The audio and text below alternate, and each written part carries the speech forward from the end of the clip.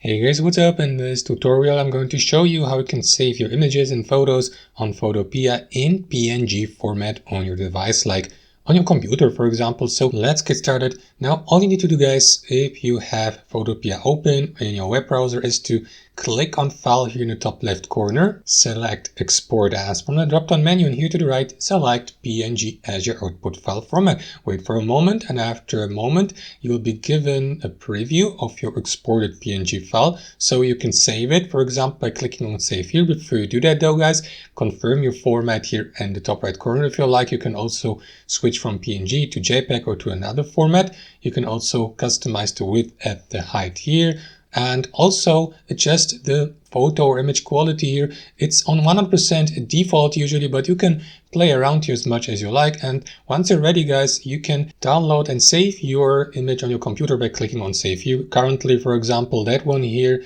is going to take up to 20.3 MB space in my computer. So that's basically it. Thanks for watching. Have a wonderful day.